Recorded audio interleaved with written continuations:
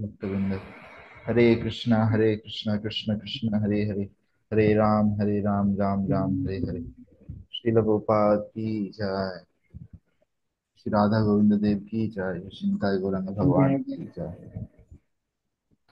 তো আহ, আমরা ভাগবত গীতার আগের দিন আমরা দেখেছিলাম সেকেন্ড চ্যাপ্টার, আমাদের ডিসকাশন চলছিল।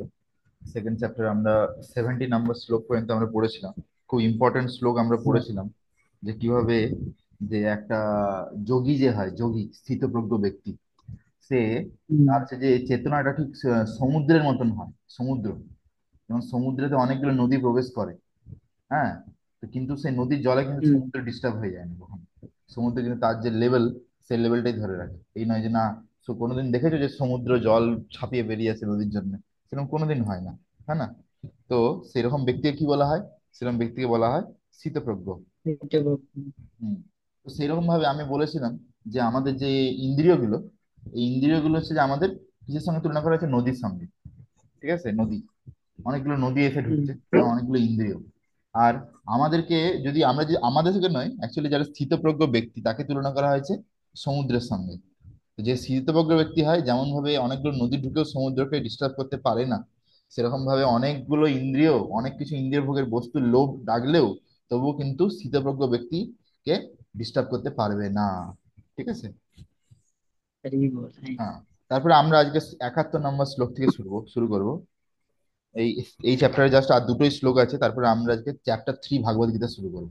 তৃতীয় তৃতীয় অধ্যায় ভাগবত গীতা শুরু করবো। ওকে। বিহায় কামান সর্বান পুংসাম, এক মিনিট। বিহায় কামান সর্বান পুংসাম চরতি নিস্পৃহা নির্মনা নিরহংকারা সশান্তিম অধিগচ্ছতি। বিহায় কামান সর্বান পুংসাম Charati নিস্পৃহা নির্মনো নিরহংকারা সশান্তিম অধিগচ্ছতি। A person who has given up all desire for sense gratification, who lives free from desires, who has given up all sense of proprietorship and is devoid of false ego, be alone can attain real peace. তো দেখো, আমরা আমরা এই দুনিয়াতে এই শ্লোকটার একটা আমি preface আমি তোমাকে দিচ্ছি, প্রিফেস। ঠিক আছে। প্রিফেস হচ্ছে, আমরা এই দুনিয়াতে দেখি অনেক ধরনের লোক আছে, অনেক ধরনের লোক।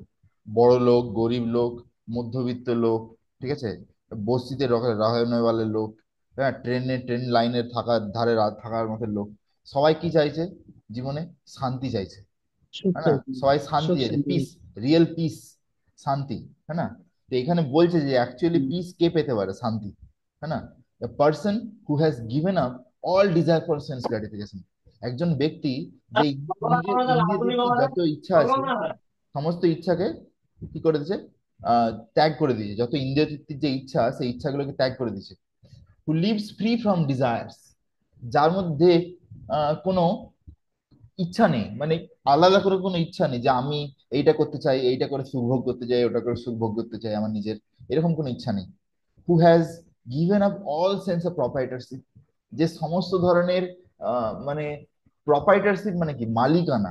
আমি এইটার মালিক, আমি এই জিনিসটার মালিক, আমি ওই জিনিসটার মালিক, এই যে জিনিসগুলো, এইগুলো সব ত্যাগ করে দিয়েছে। Who has given up all sense of proprietorship and is devoid of false ego. ঠিক আছে। ডিভয়েড অফ ফলস ইগো মানে যার মধ্যে কোনো মিথ্যা অহংকার নেই। Hmm. He alone can attain real peace, সে আসল শান্তি লাভ করতে পারে।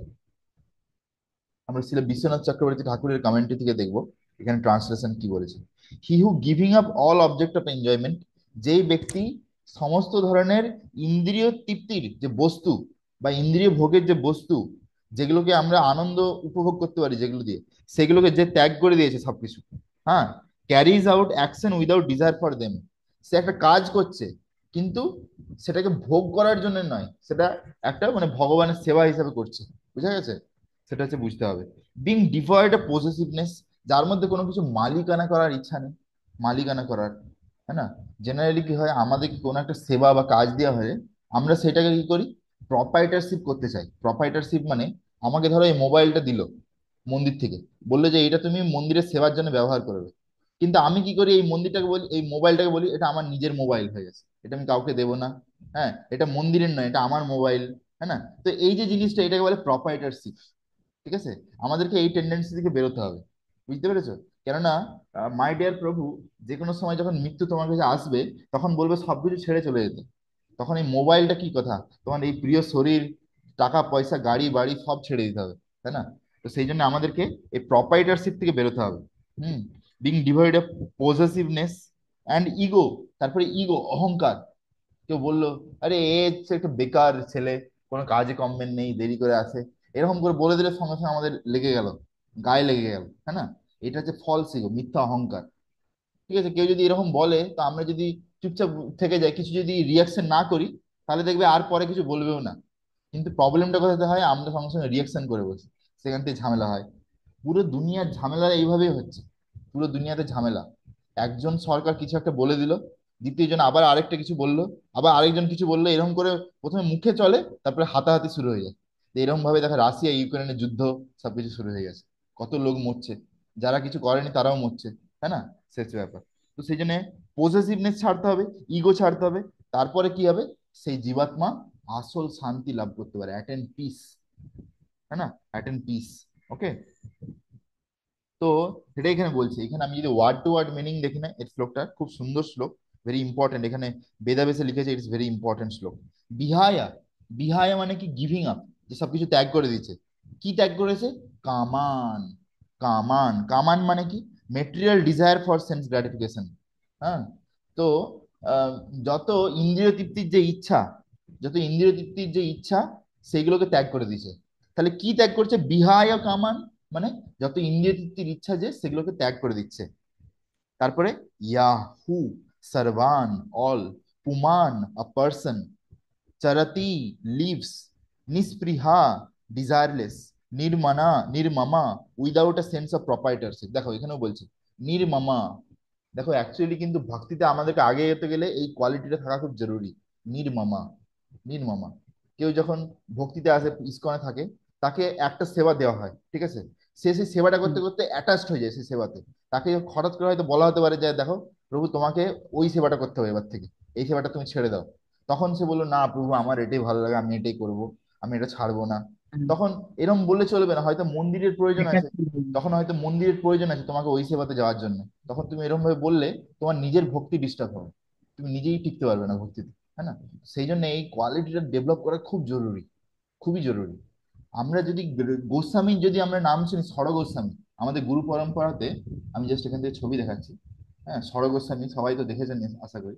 এই যে ষড় গোস্বামী প্রভুগণ, ঠিক আছে, এই যে নানা শাস্ত্র, নানা শাস্ত্র বিচারণৈক নিপুণো, সদ্ধর্ম সংস্থাপক, লোকানাম হিতকারিণো ত্রিভুবনে মন্নু শরণা করো। হ্যাঁ। রাধা কৃষ্ণ পদারবিন্দে ভজনো, नंदन मत्तालिको, वंदे रूप सनातन रघुजुगौ श्रीजीव गोपाल भट्ट। হ্যাঁ, শ্রীরূপ শ্রী সনাতন ভট্ট রঘুনাথ, শ্রীজীব গোপাল ভট্ট দাস রঘুনাথ, এ ছয় গোসাইয়ের করি চরণ বন্দন, যাহা হইতে বিঘ্ননাশ অভীষ্ট পূরণ। ঠিক আছে। তো এই ছজন গোস্বামী এত বড় বৈরাগী ছিলেন, যাতে যাদের কোনো আসক্তি তৈরি না হয়, এরা এক এক দিন এক একটা রাত্রিবেলা বৃন্দাবনে এক একটা গাছের তলায় শুতেন। মানে আজকে যেই গাছের তলায় শুবেন, কালকে ওইখানে শুবেন না, কালকে অন্য কোনো গাছের তলায়, যাতে এদের আসক্তি না হয়ে যায়। ভাবতে পারছেন? তো ইভেন আমরা আশ্রমে, তো ব্রহ্মচারী আশ্রমে থাকি, আমাদের যেইখানে ঘুমায় সেই জায়গাটা নিয়ে আবার আসক্তি হয়ে যায়। ঠিক আছে। তো দিয়ে ওই জায়গাটা যদি আবার অন্য কেউ ঘুমিয়ে যায়, তখন আমরা বলি, আরে আমার জায়গায় কেন ঘুমিয়ে পড়েছে, হ্যাঁ না? এদিকে আমরা যদি দেখি গোস্বামীদেরকে, গোস্বামীরা এতটাই এইসব যে আমার আমার এই জিনিসটা থেকে মুক্ত ছিল, যে এরা প্রত্যেকদিন রাত্রিবেলা এক একটা আলাদা আলাদা গাছের তলায় ঘুমাত। ভাবা যায় কি ধরনের তপস্যা। ঠিক আছে। তো এটা হচ্ছে without a sense of property. তাহলে আমার বলে কিছুই নেই, আমার বলে কিছুই নেই। ভাবো, একটা সনাতন গোস্বামীর স্টোরি যদি আমরা শুনি, সনাতন গোস্বামীর কাছে ছিল পারসমণি, পারসমণি, মানে যেই মণিকে তুমি যদি লোহাকে ছুঁয়ে দাও, সেই লোহার সঙ্গে সঙ্গে সোনা হয়ে যাবে। ঠিক আছে। তুমি যদি একটা তামাকেও ছুঁয়ে দাও, সেটা সোনা হয়ে যাবে। এরকম ধরনের পাথর সনাতন গোস্বামীর কাছে ছিল। এদিকে সে কি করছে, বসে বসে জপ করছে, হরে কৃষ্ণ কৃষ্ণ কৃষ্ণ হরে হরে, হরে রাম রাম রাম হরে হরে। এদিকে একজন ভক্ত, ভক্ত নয়, একজন গরিব লোক, সে খুব গরিব, সে শিবজির পুজো করেছে। শিবজি সন্তুষ্ট হয়েছে, বলো বৎস তোমার কি লাগবে? বলছে, আমার খুব টাকা পয়সার অভাব আছে, আমাকে কিছু ধন দৌলত দিন, আমি গরিব, খুব খুব অবস্থা খারাপ। বলছে, তুমি সনাতন গোস্বামীর কাছে যাবে, সামনে একটা সাধু আছে, সনাতন গোস্বামী, ওর কাছে চলে যায়। যে সনাতন গোস্বামীর কাছে গেছে, গিয়ে বলছে যে সনাতন গোস্বামী, আপনি আপনার পারসমণিটা আমাকে দেন, শিবজি আমাকে পাঠিয়েছে। তো দিয়ে বলছে ওই যে ওই আমার পাশে দেখো একটা কাচরার ডাস্টবিন আছে, ওই ডাস্টবিনের ভিতরে একটা পাথর পাবো, ওইটাই পরশমণি। তো দিয়ে কাচরার ডাস্টবিনের ভিতর থেকে পারসমণি বার করেছে। দিয়ে যখন চলে যাবে তখন ভাবছে যে একবার জিজ্ঞাসা করি। বলছে, প্রভু, এইটা যদি পারসমণি হয় তাহলে আপনি কাচরার ডাস্টবিনের ভিতরে কেন রেখেছেন, যদি এতই মূল্যবান জিনিস হয়? তো তার মানে নিশ্চয়ই আপনার কাছে এর থেকেও মূল্যবান কোনো জিনিস আছে। ঠিক আছে। আর আমরা রামানন্দ রয়ের কথা থেকে শুনি, যেটা, যে কৃষ্ণ ধন বিনা দরিদ্র এই জীবন। ঠিক আছে, যার কাছে কৃষ্ণ ধন নেই, তার কাছে যদি পারসমণিও চলে আসে তাহলে কিন্তু দরিদ্র অ্যাকচুয়ালি, তাই না? তৈরি। হ্যাঁ। তো দিয়ে যখন সনাতন গোস্বামীকে জিজ্ঞাসা করেছে, তখন সনাতন গোস্বামী বলছে, তোমাকে আমি বলবো, কিন্তু তুমি এই পারসমণিটাকে আগে যমুনাতে ফেলে দিয়েছে, যমুনার জলেতে। ঠিক আছে, তারপরে আমি তোমাকে বলবো যে এর থেকে দামি কি জিনিস আছে আমার কাছে। তখন সেই যে ব্যক্তি, দেখো কত বড় কত কষ্ট, যে পারসমণি পেয়ে গেল, পারসমণি, কত আসক্তি, তবু সেটাকে অনেক কষ্টে নিয়ে গিয়ে এরকম করে যমুনার জলে ফেঁকে দিয়ে এলো। ঠিক আছে। তারপরে যখন সনাতন গোস্বামীর কাছে এলো, তখন সনাতন গোস্বামী তাকে বলল, এই হরে কৃষ্ণ মহামন্ত্র, ঠিক আছে, আজ থেকে তুমি এই হরে কৃষ্ণ মহামন্ত্র জপ করো, ইহা হইতে সর্বসিদ্ধি হইবে সবার। আর এই হইবে যে সব। এই যে হরে কৃষ্ণ মহামন্ত্র, এখান থেকে তুমি কৃষ্ণ প্রেম লাভ করবে। যে সে কৃষ্ণ প্রেম লাভ করার যে পন্থা, সেই হরে কৃষ্ণ মহামন্ত্র তাকে দিয়ে দিল। তো সে আসল জীবনের পারসমণি পেয়ে গেল, যেটা হচ্ছে প্রেমধন, প্রেমধন, যেটা হচ্ছে যে কোটি কোটি টাকা দিয়েও সেই প্রেমধনকে কিনে পাওয়া যায় না। ঠিক আছে, সেটা হচ্ছে ব্যাপার। তো সেই জন্য আমাদেরকে প্রপাইটারশিপ থেকে বেরোতে হবে। নির অহংকার মানে উইদাউট ফলস ইগো। স মানে হি, শান্তিম পারফেক্ট পিস, অধিগচ্ছতি অ্যাটেন্স। অধিগচ্ছতি মানে লাভ করে। ওকে। তো এখানে আমরা তাৎপর্য দেখবো, শিলা প্রভুপাদ তাৎপর্যটা একবার দেখবো। To become desireless means not to desire anything for sense gratification. Desireless মানে হচ্ছে ইন্দ্রিয় তৃপ্তির জন্য কোনো কিছু ইচ্ছা না করা। উদাহরণ, আমাদের চোখ চাইবে কোনো কিছু ভুলভাল জিনিস দেখতে মোবাইলে, কিন্তু আমরা চোখকে ভুলভাল জিনিস দেখতে দেবো না। যদি দেখতেই হয়, আমরা বৃন্দাবন ধামে দর্শন করতে পারি মোবাইলে, আমরা মায়াপুর ধামে দর্শন করতে পারি, আমরা ভগবানের সুন্দর সুন্দর বিগ্রহ, রাধা শ্যাম সুন্দর, কৃষ্ণ বলরাম, নিতাই গৌরাঙ্গ, রাধা গোবিন্দজি, হ্যাঁ না, রাধা মদন মোহন, রাধা গোপীনাথ, রাধা দামোদর, হ্যাঁ, তারপরে বিভিন্ন গুরু মহারাজদের এরকম সুন্দর সুন্দর আমরা দর্শন করতে পারি। আমাদের চোখ হাঁপিয়ে যাবে দেখে দেখে।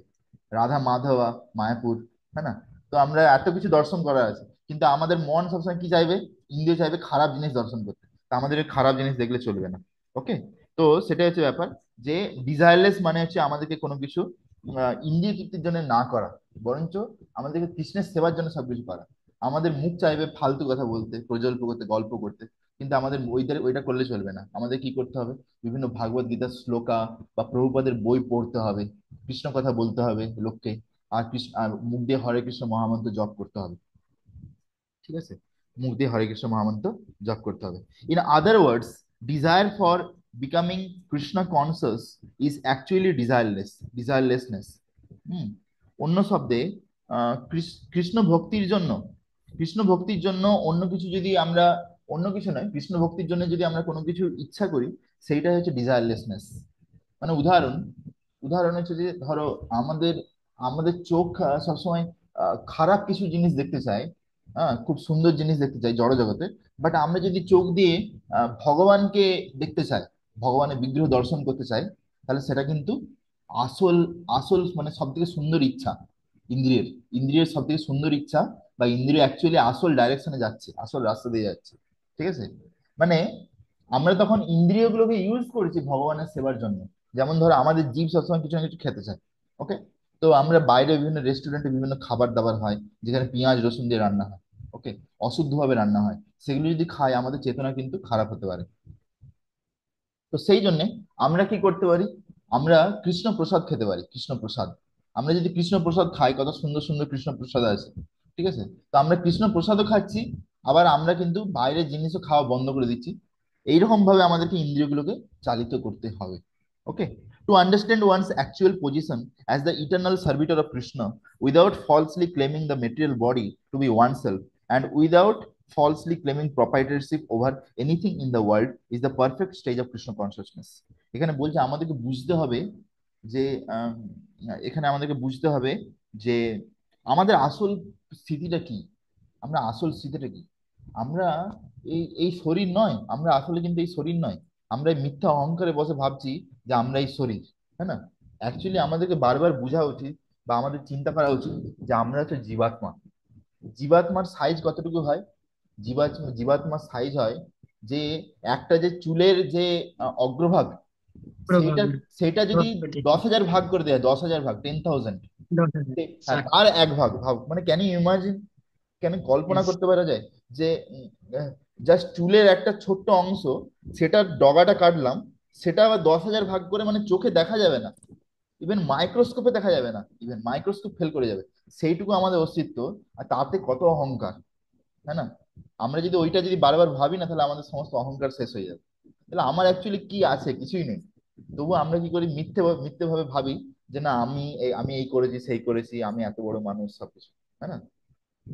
তো আমাদেরকে এই যে ফলস আইডেন্টিটি, এটা ছেড়ে আমাদেরকে বুঝতে হবে যে জীবের স্বরূপ হয় কৃষ্ণের নিত্য দাস, তাই না?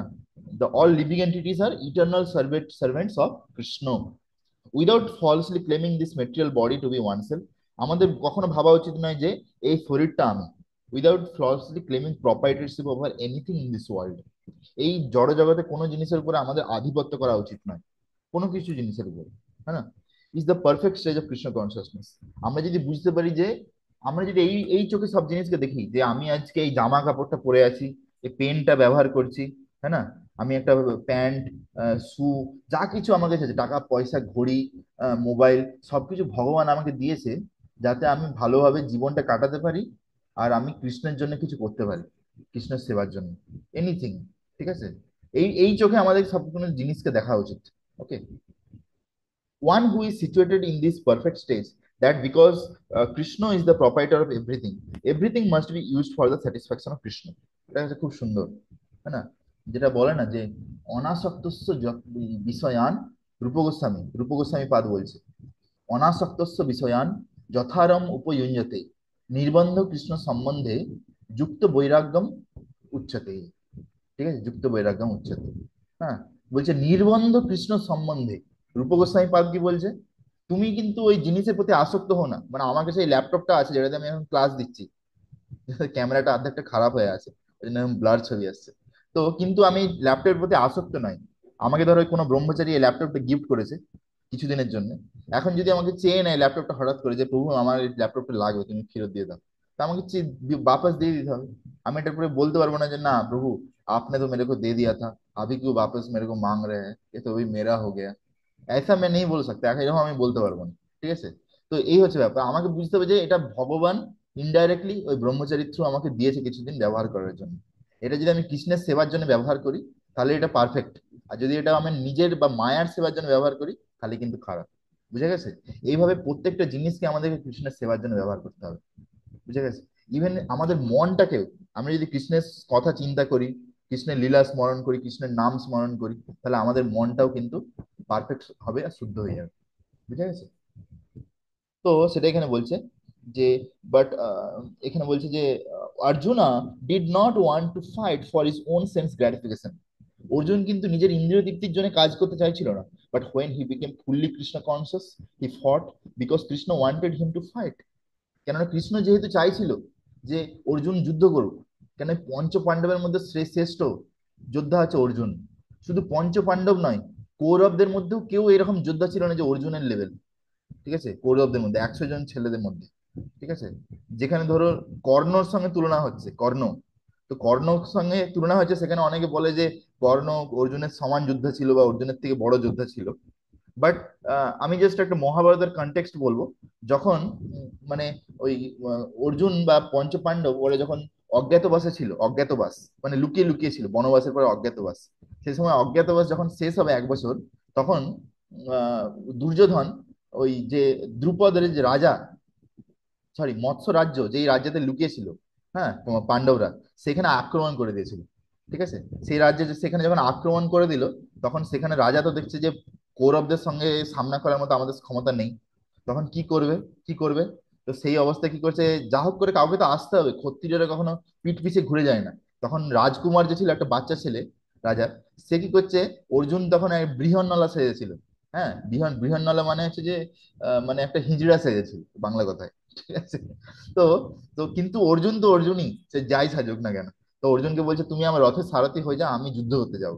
ঠিক আছে, ভাবো। তো দিয়ে কি হচ্ছে, সামনে কে কে দাঁড়িয়ে আছে, ভীষ্ম পিতামহ, তারপরে দ্রোণাচার্য, তারপরে দ্রোণ, সরি সরি কর্ণ, এরকম সব বড় বড় মহারথীরা দাঁড়িয়ে আছে, আর এত অক্ষৌহিণী সেনা। তো দিয়ে তারা যখন যুদ্ধ শুরু করেছে, তো দেখে এই রাজকুমার বলছে, বলছে বৃহন্নলা তুমি এই রথটা ঘুরিয়ে নিয়ে চলো, আমার মনে হচ্ছে এর সঙ্গে আমরা যুদ্ধ করতে পারবো না, আমরা কোথাও পালিয়ে যাই বরঞ্চ এখান থেকে। তখন তখন অর্জুন বৃহন্নলার রূপে বলছে, বলছে তুমি রথটা কি চালাতে পারবে, তাহলে আমি যুদ্ধ করবো। তো তখন কি করছে, সেই রাজকুমারকে রথে সারথি বানিয়ে দিছে। যে অর্জুন কি করছে, তীর ধনুষ নিয়ে নিছে, ঠিক আছে। তো তীর ধনুষ নিয়ে দিয়ে যে অর্জুন তার যে, অর্জুন এক সামনে একটা জঙ্গল ছিল যেখানে তার অস্ত্রগুলো লুকিয়ে রেখেছিল, মানে গান্ডীব, তার যে ধনুষ, স্পেশাল ধনুষ যেটা ব্রহ্মার কাছ থেকে পেয়েছিল, ব্রহ্মা গান্ডীব ধনুষ। তো সেই গান্ডীব ধনুষ সেটা নিয়ে একটা তীর ছুঁড়ে, তীর ছুঁড়ে যখন আছে যে ভীষ্ম পিতামহের সামনে ছুঁড়ে দেয় একবার, তখনই ভীষ্ম পিতামহ বুঝে যায় যে অর্জুন এসে গেছে অলরেডি, ঠিক আছে। সে অর্জুনের যে তীর, তার তীর চালানোর যে স্টাইল সেখান থেকে বুঝে যায়। তো সেইখানে যে যুদ্ধ হয়েছিল, সেই যুদ্ধেতে মানে এদিকে শুধু অর্জুন আর রাজ্যের রাজকুমার যে ছিল ওই দুজনই ছিল, আর আরেকদিকে ভাবো যে এত বড় বড় মহারথী আর এত সৈন্য ছিল, অথচ তারা সবাই মিলেও কিন্তু এদেরকে হারাতে পারেনি, এদের দুজন, ঠিক আছে। ইভেন সেখানে লোকদেরকে পালিয়ে বাঁচতে হয় এমন অবস্থা হয়, সবাইকে ওখান থেকে রণভূমি ছেড়ে যেতে হয়, এরকম অবস্থা হয়, ঠিক আছে। তাহলে আর কি বলার আছে, অলরেডি আগে থেকে হেরে গেছে। হুম। তো সেই জন্যে কৃষ্ণ চাইছিল যে অর্জুন আমার জন্য যুদ্ধ করুক, ঠিক আছে। অর্জুন নিজে দেখছে যে না, আমি কেন আমার আত্মীয় স্বজনকে মারবো, মেরে এত পাপের ভাগী ভাগী হব। কিন্তু কৃষ্ণ দেখছে যে অর্জুন সব থেকে ভালো যোদ্ধা, অর্জুন হচ্ছে আমার প্রিয় সখা, তো আমার জন্য যুদ্ধ করুক। তো সেই জন্য অর্জুন কি করলো, কৃষ্ণের খুশির জন্য তখন যুদ্ধ করছিল, ঠিক আছে। For himself there was no desire to fight, তার নিজের কোনো ইচ্ছা ছিল না যুদ্ধ করার। But for Krishna the same Arjuna for to his best ability, কিন্তু কৃষ্ণের জন্য সেই অর্জুন সব থেকে সুন্দরভাবে যুদ্ধ করেছিল, ঠিক আছে। বলা হয় যে যখন অর্জুন যুদ্ধ করছিল, হ্যাঁ, লাস্টে বললো যে আহ করিষ্যে বচনম তব, কৃষ্ণ তুমি যা বলবে আমি তাই শুনবো, ঠিক আছে। তারপরে তখন কৃষ্ণ কি বললো, মাম অনুস্মরা যুদ্ধম চা, তুমি আমাকে চিন্তা করো মাথায়, আর যুদ্ধ শুরু করো, ঠিক আছে, যুদ্ধ শুরু করো আমাকে চিন্তা করো। যে তখন অর্জুন যখন যুদ্ধ শুরু করেছিল, বলছে অর্জুন এত স্পিডে বাণ চালাচ্ছিল যে অর্জুনের এই যে ডান হাতটা, এই ডান হাতটা দেখা যাচ্ছিল না, মানে কখন যে তুনির থেকে বাণ বার করছে, কখন লাগাচ্ছে আর কখন ছাড়ছে, সেটা কিন্তু কেউ দেখতে পাচ্ছিল না। ওকে। তো এই অর্জুন, আমি দেখতে পাই অর্জুনের এক্সাম্পল থেকে যে সে কিভাবে কৃষ্ণের খুশির জন্য কেমন সুন্দরভাবে সে যুদ্ধ করেছিল। Okay. So Arjuna fought to his best ability. Real desirelessness is desire for satisfaction of Krishna, not an artificial attempt to abolish desires. আমরা যদি এরকম ভাবি যে আমাদের যা কিছু ইচ্ছা আছে এগুলোকে নষ্ট করে দেবো, তাহলে কিন্তু সম্ভব নয়। The living entity can not be desirelessness or senseless. একটা একটা জীব কখনো পুরোপুরি ইচ্ছা থেকে মুক্ত হতে পারে না, but he does have to change the quality of desires, কিন্তু সে যদি চায় তার ইচ্ছাগুলোকে পরিবর্তন করতে পারে। A materially desireless person certainly knows that everything belongs to Krishna, Iswara Swam Idam Sarvam, and therefore he does not falsely claim proprietorship over anything. Okay. তো basically আমাদেরকে বোঝা উচিত উচিত যে প্রত্যেকটা বস্তু কিন্তু ভগবানের, সবকিছু ভগবান, আমাদের কিছুই নয়। হ্যাঁ, ইদম কৃষ্ণ ইদম নাম আমা, যখন যজ্ঞ করা হয় তখন এই মন্ত্রটা বলা হয়। This transcendental knowledge is based on self realization. এই যে দিব্য জ্ঞান, এইটা, এই দিব্য জ্ঞানটা কেউ যদি জেনে যায়, তাহলে কিন্তু সে কিন্তু মানে বুঝতে পারবে যে সে কে, ভগবানকে, তার সঙ্গে কি সম্পর্ক, আর এই সমস্ত জিনিসের মালিককে। এই দিব্য জ্ঞান থেকে সবকিছু ক্লিয়ার হয়। Knowing perfectly well that every living entity is an eternal part and parcel of Krishna, না প্রত্যেকটা জীব কৃষ্ণের অংশ in spiritual identity, and that the eternal position of the living entity is therefore never on the level of Krishna or greater than him. তো সেই জন্য কোনো জীব কিন্তু কৃষ্ণের থেকে বড় কোনোদিন হতে পারে না। This understanding of Krishna consciousness is the basic principal of real piece, real piece, ঠিক আছে। তো এই যে এই যে চেতনাটা যেটা এখানে শিলা প্রভুপাদ এই তাৎপর্যতে বললেন, যে আমরা প্রত্যেকটা জীবাত্মা হচ্ছে ভগবান শ্রীকৃষ্ণের পার্ট অ্যান্ড পার্সেল, মানে ছোট ছোট অংশ, চিৎকণা। হুম। আর কৃষ্ণ হচ্ছেন বিভু, আর আমরা হচ্ছে অনু। এই আর কৃষ্ণ হচ্ছে সবকিছুর মালিক, আর আমরা হচ্ছে কৃষ্ণের দাস। এই যে জ্ঞানটা, এটা যদি আমরা বুঝতে পারি তাহলে কি হবে, আমরা আসল শান্তি লাভ করতে পারবো। বুঝা গেছে? তো এই সম্বন্ধে আহ বিশ্বনাথ চক্রবর্তী ঠাকুর যে তাৎপর্য লিখেছেন ছোট্ট, ওটা আমরা একবার পড়ে দেখবো commentary. This verse describes the person who does not enjoy the sense object at all because he has no faith in them. তো এখানে বলছে সেই স্থিতপ্রজ্ঞ ব্যক্তি, সে কিন্তু ইন্দ্রিয় ভোগের বস্তুগুলোকে ব্যবহার করে না। কেন? তার এইসব জিনিসের উপর কোনো ভরসা নেই। He is devoid of possessiveness and ego. হ্যাঁ, ডিভয়েড অফ পজেসিভনেস। তো তার মধ্যে কোনো কিছু আমার আমার এই জিনিসটা নেই। আর তার মধ্যে কোনো অহংকারও নেই রিগার্ডিং হিজ বডি, তার শরীর নিয়ে, object related to the body, বা তার শরীরের সঙ্গে সম্পর্কিত যেসব জিনিস, সেসব নিয়েও কোনো আসক্তি নেই। ওকে। তো আই হোপ যে 71 শ্লোকা বোঝা গেছে। এবার আমরা টেক্সট 72 শ্লোকাতে আমরা যাব। ওকে। 72 শ্লোকা। एष ब्रह्मी एष ब्रह्मी स्थिति पार्थ नैनं प्राप्य विमोहति शीतवस्याम् अन्तकालेऽपि ब्रह्म निर्वाणमृच्छति। হ্যাঁ, এখানে ট্রান্সলেশনে বলছে, that is the way of spiritual and godly life, that is the way of spiritual and godly life, after attaining which a man is not bewildered. If one is thus situated even at the hour of death, at hour of death, one can enter into the kingdom of God. Actually, শ্লোকটা খুবই important শ্লোক। It's very very important শ্লোকা, মানে ভালো করে শোনা উচিত। এখানে প্রভুপাদ যেটা বলছে ভালো করে বোঝা উচিত। বলছে that is the that is the way of spiritual and godly life. বলছে এই যে আধ্যাত্মিক জীবন বা এই ভক্তি যে রাস্তা, এইটা হচ্ছে যে একটা দিব্য পথ। দিব্য পথ। বলছে এই রাস্তাটা যদি কেউ পেতে পারে, এই রাস্তার যদি কেউ খোঁজ পেতে পারে, তাহলে কিন্তু সে আর কোনোদিন আহ মানে আচম্বিত আচম্বিত হবে না, মানে মায়ার দ্বারা প্রভাবিত হবে না কখনো এই দুনিয়াতে। If one is the situated even at the hour of death, কারো যদি মৃত্যু হতে আর 1 ঘন্টা বাকি আছে, সেই সময়ে যদি সে এই রাস্তায় চলে আসে, যে যদি ভক্তি করে নেয়, তাহলে সেই সময়ে কিন্তু সে ভগবত ধামে যেতে পারে। ক্যান ইউ ইমাজিন প্রভুপাদ কি ট্রান্সলেশন লিখছে এখানে? বলছে যে কেউ যদি মৃত্যুর আর ঘন্টা বাকি আছে, even at the hour of death, মৃত্যুর জাস্ট সেই ঘন্টায় পৌঁছে গেছে, সেই সময়ে যদি কেউ এই জ্ঞানে যে স্থিত হয়ে যায়, সে কৃষ্ণকে স্মরণ করে নেয়, তাহলে কিন্তু সে কৃষ্ণের যে ধাম, গোলক ধাম বৃন্দাবনে চলে যাবে, যেটাকে ইংলিশে বলে kingdom of god. Okay. One can attain Krishna consciousness or divine life at once within a second, or one may not attain such a state of life even after millions of births. তো এখানে বলছে একজন ব্যক্তি কৃষ্ণ ভাবনামৃত বা কৃষ্ণ চেতনা লাভ করতে পারে, যেটা একটা দিব্য জীবন, একটা সেকেন্ডের মধ্যেই। অথবা একজন এটা পেতে পারে না, আবার অনেক অনেক লক্ষ লক্ষ জন্মের পরেও। It is only a matter of understanding and accepting the fact. ঠিক আছে? এটা হচ্ছে যে শুধুমাত্র আমাদেরকে বুঝতে হবে যে আমরা কতটা বুঝতে পারছি এই জিনিসটা, আর কতটা আমরা এটাকে স্বীকার করছি, শ্রদ্ধার সঙ্গে, ভক্তির সঙ্গে এই জ্ঞানগুলোকে স্বীকার করছি। ঠিক আছে?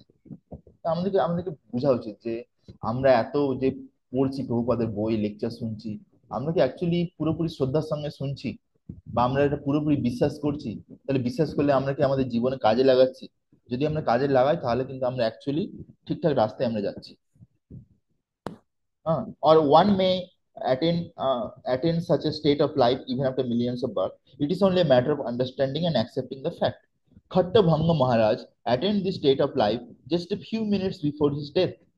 তো এখানে খাট্টা ভঙ্গ মহারাজের খুব সুন্দর উদাহরণ দেওয়া আছে, যে এই কৃষ্ণ ভাবনামৃত লাভ করেছিল তার মৃত্যুর কয়েক মিনিট আগে। খাট্টাভাঙ্গ মহারাজের ব্যাপারে আমি একটা ছোট্ট ডেসক্রিপশন দেবো। খাট্টাভাঙ্গ মহারাজ একজন পৃথিবীর রাজা ছিলেন। তিনি খুব বড় যোদ্ধা ছিলেন। তো তিনি কি হয়েছিলেন, যে এত ভালো যোদ্ধা ছিলেন, তাকে যখন স্বর্গরাজ্যে ইন্দ্র, ইন্দ্রাদি দেবতাকে বিভিন্ন অসুরের আক্রমণ করেছিল, তো সেই অসুরদের সঙ্গে যুদ্ধ করার জন্য, হেল্প করার জন্য, হ্যাঁ অসুরদের সঙ্গে নাই, মানে দেবতাদের পক্ষে হেল্প করার জন্য খট্টভাঙ্গ মহারাজকে ইন্দ্র ডেকেছিল স্বর্গলোকে। তো সেখানে গিয়ে সে যুদ্ধ করছিল দেবতাদের সঙ্গে। তারপরে যখন দেবতারা জয়ী হয়ে যায়, তখন তাকে অনেক রকম, অনেকে বলে যে অনেক কিছু বর দান করবো, অনেক কিছু করবো। ঠিক আছে। তখন খট্টভঙ্গ মহারাজ বলে, না আমার কিছু চাই না, আমি পৃথিবীতে ফিরে যেতে চাই। আর তোমরা যদি চাও তো তোমরা একবার আমাকে একটু বলে দাও যে আমার আর কতক্ষণ জীবনে বেঁচে আছে, সময় কতদিন বেঁচে আছে বা কত বছর। তখন দেবতারা বলে যে ওয়ান মুহূর্ত, একটা মুহূর্ত সময় বেঁচে আছে শুধুমাত্র। ঠিক আছে, একটা মুহূর্ত মানে এখানে ভাগবত গীতা বা শাস্ত্র অনুযায়ী কয়েক মিনিট অনলি। তো খট্টভঙ্গ মহারাজ কি করেন, সঙ্গে সঙ্গে তিনি যোগ শক্তির দ্বারা পৃথিবীতে চলে আসেন। যে পৃথিবীতে এসে তিনি কৃষ্ণকে স্মরণ করেন, দিয়ে পুরো কৃষ্ণকে স্মরণ করেন, একদম পুরো কৃষ্ণের চরণে মনোনিবেশ করবেন। এইভাবে তিনি শরীর পরিত্যাগ করেন। তো দিয়ে তিনি ভগবত ধাম প্রাপ্ত হয়ে যান। বুঝা গেছে? তো সেই জন্য এখানে বলছে যে খট্টভঙ্গ মহারাজ কয়েক মিনিটের মধ্যেই তিনি ভগবান কৃষ্ণের চরণে নিজেকে শরণাগতি করে দিয়েছেন। Can imagine? ঠিক আছে, ক্যান ইমাজিন? যদি তুমি ভগবানের উপর পুরোপুরি বিশ্বাস করো, তো মানে এটা কিন্তু খুব কঠিন নয় এই প্রসেসটা। কিন্তু আমরা যদি ভগবানের উপর পুরোপুরি বিশ্বাস না করি, তখন এই প্রসেসটা কঠিন হয়ে যায়। ঠিক আছে, সেই জন্য বলে যে শ্রদ্ধা শব্দে বিশ্বাস করিলে সুদৃঢ় নিশ্চয়। শ্রদ্ধা, what is the definition of শ্রদ্ধা? আমরা বাংলা ভাষায় বলি শ্রদ্ধা, শ্রদ্ধা। সেটা চৈতন্য চরিতামৃতে বলছে হোয়াট ইজ শ্রদ্ধা। শ্রদ্ধা শব্দে বিশ্বাস করিলে সুদৃঢ় নিশ্চয়, কৃষ্ণ ভক্তি কইলে সর্বকর্মকৃত হয়। হ্যাঁ, বুঝা গেছে বাংলা ভাষায়? বলছে শ্রদ্ধা শব্দে বিশ্বাস, মানে শ্রদ্ধা শব্দে বিশ্বাস করতে হবে। হ্যাঁ, সুদৃঢ় নিশ্চয়, পুরোপুরি নিশ্চয় হয়ে বিশ্বাস করতে হবে যে আমরা যদি কৃষ্ণ ভক্তি করি, তাহলে কিন্তু আমাদের এই জড় জগতের সমস্ত কর্ম পূর্ণ হয়ে যাবে। আমাদের মা বাবার প্রতি দায়িত্ব, সমাজের প্রতি দায়িত্ব, দেব দেবতাদের প্রতি দায়িত্ব, ঋষি মুনিদের প্রতি দায়িত্ব, পৃথিবী মাতার উপর দায়িত্ব, যা কিছু আছে, যারা আমাদেরকে ছোট থেকে বড় করেছে তাদের প্রতি দায়িত্ব, সবকিছু পূর্ণ হয়ে যাবে। সমাজের প্রতি দায়িত্ব, দেশের প্রতি, এভরিথিং, যদি আমরা কৃষ্ণ ভক্তি করি। এই বিশ্বাসটা পুরোপুরি রাখতে হবে। বুঝা গেছে? এটাকেই হচ্ছে শ্রদ্ধা বলে। তো by surrendering to Krishna, nirvana means ending the process of materialistic life. According to Buddhist philosophy, there is only void after completion of the material life, but Bhagavad Gita teaches differently. Actual life begins after the completion of this material life. For the gross materialist, it is sufficient to know that one has to end this materialistic way of life. But for persons who are spiritually advanced, there is another life after this materialistic life. তো যারা ভৌতিক জগতের লোক হয়, তারা ভাবে যে এই জীবনের শেষে আর কিছু নেই, এটাই যা হয়, এটাই যা হলো এটাই শেষ। ওকে, তো ভাবে যে আহ, এরপরে আর কিছু নেই। ওকে, তো তারা এরকম চিন্তা ভাবনা করে যে উম, আমরা এই জীবনে আমাদেরকে যা ইন্দ্রিয় তৃপ্তি করার, যা ভোগ করার, সেগুলো আমাদের করে নিতে হবে। ওকে, বাট যারা ডিভোটি হয়, ভক্ত হয়, তারা জানে যে ত্বক্তা দেহা পুনর্জন্ম নৈতি মামেতি সো অর্জুনা। তারা হচ্ছে যখন এই জড় শরীরটাকে ত্যাগ করে দেবে, তারপর তারা কৃষ্ণ লোকে প্রবেশ করবে। They will go back to godhead. ঠিক আছে, তারপরে তারা ইটার্নাল লাইফ পাবে, ইটার্নাল লাইফ। মানে সেই লাইফে গেলে তাদেরকে আর বারবার জন্ম মৃত্যুর কোনো কোশ্চেন উঠছে না, সেখানে পার্মানেন্টলি থাকবে। ওকে, ইভেন ভক্ত এটাও জানে, যদি আমি আমি যদি কোনোভাবে যদি আমি গোলকধাম নাও যেতে পারি, তবুও যদি আমি ভালোভাবে ভক্তি করি, এরপরেও কিন্তু আমি আবার মানুষ জন্ম পাবো কৃষ্ণের কৃপায়। তখন আমি কিন্তু আবার হয়তো ভক্তের ঘরে আমি জন্মগ্রহণ করব, ভক্তের ঘরে। সেখানে হয়তো জন্মের সময় থেকে আমি কীর্তন শুনবো। ঠিক আছে, আর তারপরে ছোট থেকে কৃষ্ণ প্রসাদ পাবো। তো কত বড় সৌভাগ্য হবে, তাই না? তো ভগবান তো দয়ালু, যে ভগবান একটা জীবাত্মা যখন ভক্তি শুরু করে দেয়, তাকে সব রকম ভাবে রাধা কৃষ্ণ চেষ্টা করছে তাকে তার কাছে ফিরিয়ে আনার জন্য। কিন্তু জীবাত্মা এত দুর্ভাগা যে সে ফিরে আসতে চায় না, সেই জড় জগতে পড়ে থাকতে চায়। সে বলে, না আমি যাব না, আমি এখানেই সুখে আছি। তো কি করবে ভগবান? বুঝে গেছে? সেই জন্য আমাদেরকে কিন্তু এই জড় জগতের কোনো কিছুর প্রতি বেশি আসক্তি রাখা উচিত না। কেন, রাধারানী হচ্ছে কৃষ্ণের থেকে বেশি দয়ালু, রাধারানীও আমাদের উপর কৃপা করতে চায়, কিন্তু আমরা কৃপা নিতে চাইছি না। ব্যাপারটা হচ্ছে প্রবলেমটা আছে আমাদের সঙ্গে, আমরা কৃপা নিতে চাই না। রাধারানী কৃপা করতে চায়, রাধারানী কৃপা করলে তারপর কৃষ্ণ কৃপা করবে, কিন্তু আমরা কৃপা নিতে চাই না। ওকে, তো এখানে বলছে যে আহ, যে before ending his life, if one fortunately become Krishna conscious, he at once attain the stage of ব্রহ্ম নির্বাণ। ঠিক আছে, তো বলছে মৃত্যুর আগেও যদি কেউ মানে এই কৃষ্ণ ভক্তি লাভ করে দিতে পারে, সে কোনো রকম ভাবে যদি কৃষ্ণের প্রতি পুরোপুরি নিজের মনটাকে লাগিয়ে যদি শরীরটা ছাড়তে পারে, তাহলে কিন্তু সেই মুহূর্তেও কিন্তু সে ভগবদ্ধাম যাওয়ার জন্য পুরোপুরি যোগ্য হয়ে যাবে। ঠিক আছে, পুরোপুরি যোগ্য হয়ে যাবে। যে বলেছে না, ভগবান শ্রীকৃষ্ণ বলেছে অন্তকালে চ মামেব স্মরণ মুক্ত কলেই বড়। ঠিক আছে, কেউ যদি অন্তকালে আমাকে স্মরণ করে, ভাগবত গীতাতে বলেছে, তাহলে সে কিন্তু স্মরণ মুক্ত, সে মুক্ত হয়ে গেল, সে আর কিন্তু বদ্ধ হবে না কলেবর, সে আমার ধামে ফিরে চলে আসবে। তাই না? সিরিয়াস ব্যাপার। So there is no difference between the kingdom of god and the devotional service of the Lord.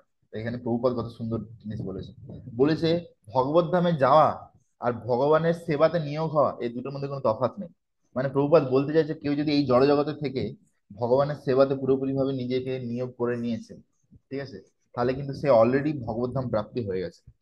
মানে ধরো কেউ আহ সকালবেলা উঠে সংসার দাবানল গাইছে, হ্যাঁ, ভক্তদের সঙ্গে কীর্তন করছে, নৃত্য করছে, মহাপ্রভু কীর্তন ও নিত্য গীত, হ্যাঁ না, তারপরে যদি মঙ্গল আরতি করছে, হ্যাঁ, তারপরে তুলসী মহারানীকে প্রদক্ষিণ করছে, তুলসী মহারানী জল দিচ্ছে, হ্যাঁ, হ্যাঁ, বলছে যে তোমারও শরণ লয় তারও বাঞ্ছা পূর্ণ হয়, কৃপা করি করো তারে বৃন্দাবনবাসী, হ্যাঁ না।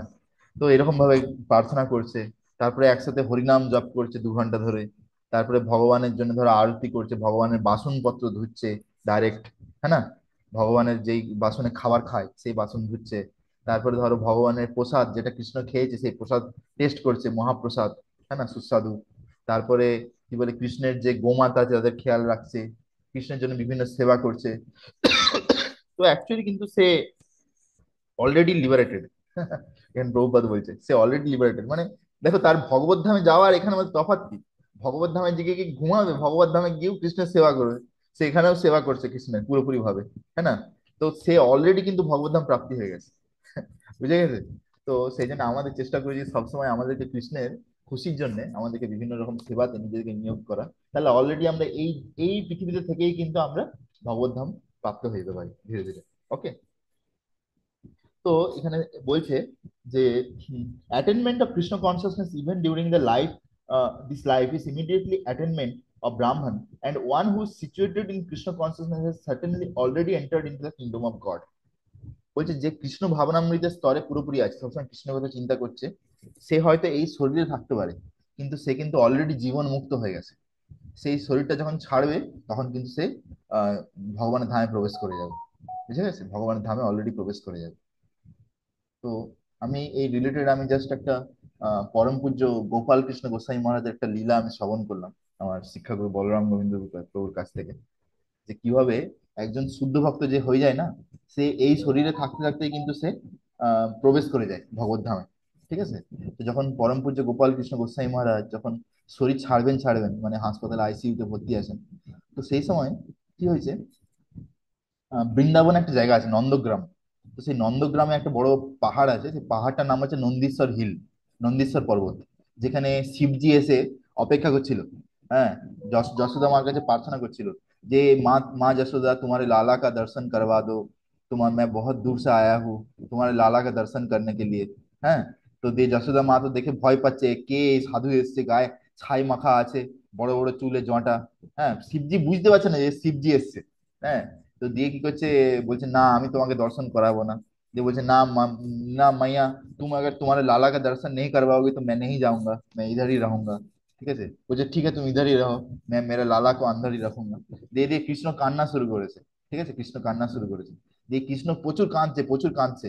তারপরে একজন বলছে ওই ওর সাথে ওই যে বাইরে যে সাধু বাবা এসছে ওর সঙ্গে দেখা করে দাও, তাহলে তোমার লালা চুপ হয়ে যাবে। যে বাইরে নিয়ে এসছে, যে শিবজির কাছে নিয়ে এসছে, যে শিবজি সঙ্গে সঙ্গে কৃষ্ণের চরণে মাথাটা ছুঁয়ে দিচ্ছে। ঠিক আছে? তো দিয়ে সঙ্গে সঙ্গে লালা চুপ করে গেছে আর শিবজি খুশ। তো সেই যে পর্বত নন্দীশ্বর হিল যেখানে কৃষ্ণের ঘর, সেখানে এখনো মন্দির আছে। সেই মন্দিরের ভিতরে ঢুকলে আমরা দেখতে পাবো যে কৃষ্ণ বলরাম দাঁড়িয়ে আছে, আর একদিকে যশোদা মা দাঁড়িয়ে আছে, একদিকে নন্দ বাবা। তো সেইখানে পূজারীর স্বপ্নে ভগবান রাত্রে এসছে, কৃষ্ণ কৃষ্ণ বলরাম দিয়ে এসে বলছে যে আমি গোপাল কৃষ্ণর সঙ্গে খেলতে চাইছি, গোপাল কৃষ্ণ। ঠিক আছে? তো এখন আহ সেই পূজারি তারপরে ঘুম থেকে উঠেছে, তারপরে ভাবছে গোপাল, এখানে তো অনেক গোস্বামী আছে, তাদের বিভিন্ন এই ধরনের নাম আছে। তো এখানে খুঁজছে বৃন্দাবনে তো অনেক গোস্বামী আছে, গোপাল কৃষ্ণ গোস্বামী কে আছে, কিন্তু কাউকে খুঁজে পায়নি কোথাও। ঠিক আছে? লাস্টে একজন কেউ বলেছে যে ইসকনেতেও গোস্বামী আছে, ইসকনে গিয়ে একটু খুঁজো। তো ইসকন বৃন্দাবনে গেছে। তো ইসকন বৃন্দাবনে গিয়ে খবর নিচ্ছে, যে জিজ্ঞাসা করছে, বলছে গোপাল কৃষ্ণ গোস্বামী বলে কেউ আছে? বলছে যে গোপাল কৃষ্ণ গোস্বামী সে তো এখন হসপিটালে আছে, আইসিইউতে আছে। তো তখন বলছে ওকে। তো সে বুঝে গেছে যে গোপাল কৃষ্ণ গোস্বামী এখন শরীর ছাড়বে। হ্যাঁ, তখন বলছে তাহলে গোপাল কৃষ্ণ গোস্বামী মহারাজের একটা ফটো আমাকে দিয়ে দাও। তো দিয়ে একটা ফটো দিয়েছে। ওই যে নন্দগ্রাম মন্দিরের যে ইয়ে ছিল মহান, তাকে একটা ফটো দিয়েছে। সেই ফটো নিয়ে সে নিয়ে গিয়ে সে মন্দিরেতে কৃষ্ণ বলরামের চরণে রেখে দিয়েছে। এখনো পর্যন্ত তুমি যদি যাও তাহলে কৃষ্ণ বলরামের চরণে দেখবে গোপাল কৃষ্ণ গোস্বামী মহারাজ ছবি রাখা আছে। মানে ক্যান ইউ ইমাজিন যে আমাদের সন্ন্যাসী মহারাজেরা শরীর ছাড়ার আগে তারা অলরেডি কৃষ্ণ লীলায় প্রবেশ করে গেছে, কৃষ্ণের সঙ্গে খেলবে। মানে ভাবা যায় কৃষ্ণ যাকে স্মরণ করছে তারা কত উচ্চ স্তরে, হ্যাঁ না? তো সেই জন্যই আমাদের বুঝতে হবে যে আমরা যদি কৃষ্ণকে সবসময় স্মরণ করি, আমরা যদি কৃষ্ণ ভাবনামৃতের স্তরে পৌঁছে যাই, তাহলে আমরা এই শরীরে থাকতে থাকতে আমরা অলরেডি গোলকে প্রবেশ করে গেছি। বুঝতে পেরেছো? সবসময় গোলকে প্রবেশ করে গেছি। হ্যাঁ, তারপরে শরীরটা যখন ভগবান চাইবে যে সব সেবা শেষ হয়ে গেছে, সেই সময় শরীর ছাড়ার সময় চলে আসবে, তখন দেখে তো ভক্তরা থাকবে, কীর্তন করবে। আর ভক্তরা যদি নাও থাকে তখন ভগবান আমাদেরকে তাকে স্মরণ করে দিবে, দিয়ে আমরা সুন্দরভাবে চলে যেতে পারি ভগবত ধাম। ওকে। তো এখানে বলছে যে Brahman is just the opposite of matter. Therefore, Brahmi Sthiti means not on the platform of material activities. Devotional service, devotional service of the Lord is accepted in the Bhagavad Gita as the liberated stage. Sagunan samati taitan brahma bhuyaya kalpat. বলছে এই যে ভক্তি যোগা, এইটা হচ্ছে সব থেকে উচ্চ স্তর। কেন ইমাজিন, সব থেকে উচ্চ স্তর। বিভিন্ন ধরনের, বলছে বিভিন্ন ধরনের মানুষ আছে যারা আহ, জ্ঞান, কর্ম, যোগা এইসব জিনিস অভ্যাস করছে। অনেকে জ্ঞান লাভ করার চেষ্টা করছে, কোটি কোটি লোক। অনেকে কর্মের দিকে ছুটছে, কর্মযোগ প্র্যাকটিস করার জন্য। অনেকে আহ যোগী হওয়ার চেষ্টা করছে। এই সমস্ত কিছুর মধ্যে থেকে শ্রেষ্ঠ হয় একজন কৃষ্ণ ভক্ত। মানে প্রচুর প্রচুর দুর্লভ কৃষ্ণ ভক্ত। ঠিক আছে? তো সেজন্য এখানে বলছে যে কেউ যদি এই ভক্তি প্র্যাকটিস করছে, তো সে কিন্তু অলরেডি মুক্ত স্তরে আছে। ওকে। তো ভগবানের যে ভগবত ভক্তি, এইটা কেউ যখন স্বীকার করে নেয়, সে কিন্তু অলরেডি মুক্ত স্তরে আছে। সগুণান সমতীতৈতান ব্রহ্মভূয়ায় কল্পতে। দেয়ারফর ব্রাহ্মী স্থিতি is liberation from material bondage. ঠিক আছে? তো এই যে স্থিতি, এই স্থিতিতে অলরেডি কিন্তু একজন জীবাত্মা যে কৃষ্ণ ভক্তি করছে, সে মুক্ত হয়ে যায়। শ্রীল ভক্তি শ্রী বিনোদ ঠাকুর has summarized this second chapter of Bhagavad Gita as being content for the whole text in the Bhagavad Gita. The subject matters are Karma Yoga, Jnana Yoga, and Bhakti Yoga. In the second chapter, Karma Yoga and Jnana Yoga have been clearly discussed, and a glimpse of Bhakti Yoga has also been given as the contents for the complete text. তো আমরা এখানে শিলা বিশ্বনাথ চক্রবর্তী ঠাকুরের যে তাৎপর্য commentary আছে, সেখান থেকে আমরা ট্রান্সলেশন দেখবো। ও son of Pritha, this is the practice for attaining Brahman. Attaining that practice, one is not bewildered. And practicing it just at the time of death, one can attain liberation, Brahman. ওকে। বলছে ও son of Pritha, Pritha পুত্রকে অর্জুন, কৃষ্ণ বলছে অর্জুনকে, এই যে অভ্যেস, this is the practice for এই যে অভ্যেস, এই অভ্যেস লাভ করে কি করা যায়? এই অভ্যেস প্র্যাকটিস করে আমরা ভগবানকে পেতে পারি।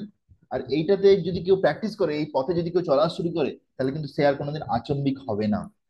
আর এই প্রসেস যদি কেউ প্র্যাকটিস করে মৃত্যুর মুহূর্তেও, তাহলে কিন্তু সে কখনো মানে কোনো দিকে আচম্বিক হবে না, তার স্থিরচিত্ত হয়ে যাবে, কৃষ্ণকে স্মরণ করবে, আর সে ভগবত ধাম ফিরে যেতে পারে। One can attend liberation in ব্রাহ্মণ। সে এখানে ব্রাহ্মণ বলেছে, বাট প্রভুপাদ বলছে যে he can attend spiritual world. ঠিক আছে? So so actually it's very amazing, this path of bhakti is incomparable. Prabhupada আমাদেরকে যে রাস্তাটা দিয়েছে, আহ, সেই রাস্তাটার কোনো তুলনা হয় না। যেমন ভাবে প্রভুপাদ যে লিখেছে ভক্তি সিদ্ধান্ত সরস্বতী ঠাকুর, তুমি যে দেখালে, আহ, তুমি যে দেখালে, মানে you shown me that path that is full of light. হ্যাঁ, তো তুলনা তো তার নাই। It can not be compared with anythings of this world. Okay. তো এখানে তাৎপর্যে বিশ্বনাথ চক্রবর্তী ঠাকুর বলছে, Brahmi means that which gives attainment of Brahman even one at the point of death অন্তকালে, but to speak of one of young age, if he engages in this practice he attains Brahma নির্বাণ। এখানে বলছে, বলছে কেউ যদি মৃত্যুর সময়ও যদি ভগবানকে স্মরণ করে ভগবানকে প্রাপ্ত হতে পারে, তাহলে কেউ যদি কম বয়স থেকে প্র্যাকটিস করে ভক্তি ভালোভাবে, তাহলে তার ব্যাপারে কি বলার কথা আছে? ভগবান তার জন্য অনেক সুন্দর প্ল্যান করে রাখবেন। হ্যাঁ না? ভগবান ভগবান সবসময় কিন্তু ভক্তের জন্য খুব সুন্দর প্ল্যান করে রেখেছে। ওকে, সেটাকে আমাদের বিশ্বাস রাখা উচিত। আর এটাও জানা উচিত যে ভগবান আমাদেরকে সবসময় আমরা যা চাই তার থেকে আরো বেশি কিছু দিয়ে দেয়, যেটা আমরা ডিজার্ভ করতে পারি না সেটা আমাদেরকে দিয়ে দেয়। ওকে, সো এখানে বলছে যে having presented very clearly jnana and karma and indirectly bhakti, this chapter is called Sutta, Sutta, abbreviated form of the Gita. Thus, Sarartha Bhasini commentary on the second chapter of the Gita has been completed for giving joy to the hearts of the devotees, following the tradition of our acharyas. Okay, Hare Krishna.